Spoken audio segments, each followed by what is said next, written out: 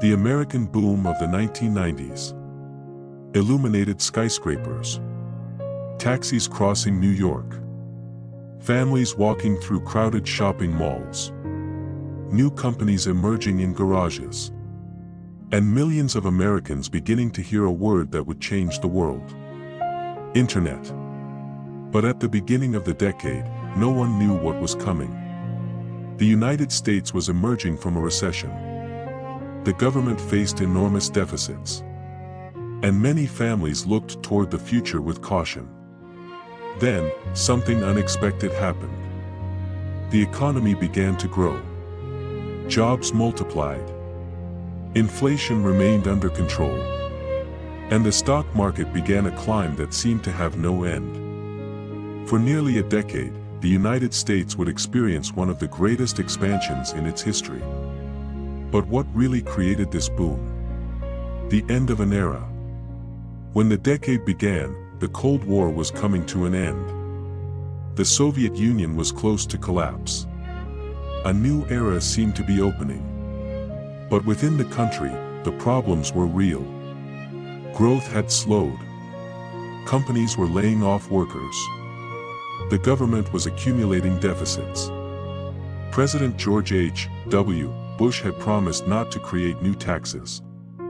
Faced with fiscal pressures, he ultimately agreed to raise them. The decision divided his own party. And it helped turn the economy into the central issue of the 1992 election. It was in this setting that Bill Clinton emerged. A risky bet. Clinton, the governor of Arkansas, promised to focus on what mattered to American families: jobs, the economy, the future. He won the election, ending 12 years of Republican presidents. But he inherited a fragile economy and a public debt that worried investors. In 1993, he supported a broad economic plan: tax increases for some income brackets, spending cuts. The bet was simple and risky. If the government brought its finances under control, interest rates would fall. Companies would invest more. Families would spend more. And new jobs would emerge. No one was certain it would work. The economy accelerates. Images of factories, offices, and workers. In 1994, the signs became clear. Companies hired. Factories increased production. Millions of jobs were created. The deficit began to fall. For many families, the recovery became real life: a promotion, a new home, the first computer in the living room. But rapid growth brought a concern: the economy could be overheating. The Fed applies the brakes. More jobs mean more income. More income can become more spending. And excessive spending can become inflation. Between 1994 and 1995, the Federal Reserve raised interest rates to slow the economy before it spun out of control. Growth slowed, but it did not stop. And, quietly, something even bigger was beginning. The digital revolution. Personal computers began to occupy more homes. Offices left paper behind. And the internet began connecting people thousands of miles apart. At first, it seemed like nothing more than a slow and strange curiosity. But investors saw something else: stores without buildings, instant communication, companies capable of reaching millions of people through a screen. Silicon Valley became the center of this transformation. Technology stopped being a tool. It became the future itself. Productivity soars. Software accelerated processes. Networks connected entire departments.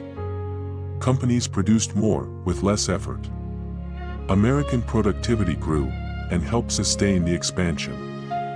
But behind every number was a human transformation: millions of workers learning, almost overnight, how to deal with screens and keyboards. Every technological revolution creates opportunities. And it also leaves a question. Who will be able to keep up with the change? A new confidence, and a deficit that disappeared. In the second half of the decade, unemployment fell, consumption rose, and the stock markets broke record after record.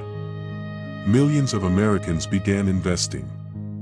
And, for the first time in years, the federal government closed its books in the black, a surplus, not a deficit.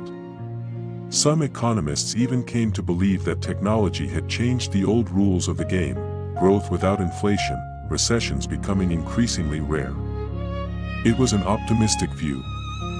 And, for a time, it seemed true. The fever, and the crash. At the end of the decade, any company connected to the internet seemed like a golden opportunity. Investors poured money into businesses with no profits, sometimes without even having customers. The question stopped being, does this company make a profit? And became, how much will it be worth in the future? The technology was real. But expectations exceeded the results. And history rarely makes exceptions for long. In 2000, the internet company bubble burst. Stocks plummeted. Companies disappeared from the map. In 2001, the long expansion came to an end. The boom of the 1990s was not born from a single decision, a single president, or the internet alone. It was born from a rare combination: fiscal discipline, Federal Reserve decisions, technological advances, productivity, and millions of workers trying to find their place in an economy that was changing too quickly. For some, it was a decade of opportunities. For others, it brought only uncertainty. But for a few years, the United States experienced the feeling that the future had arrived, faster and more connected than any generation had imagined. A decade began with a recession and ended by connecting the world. History never promises that prosperity will last forever. But every great transformation leaves something behind. If you enjoy discovering the forgotten stories that transformed America, follow the channel. Because the past still has much to reveal.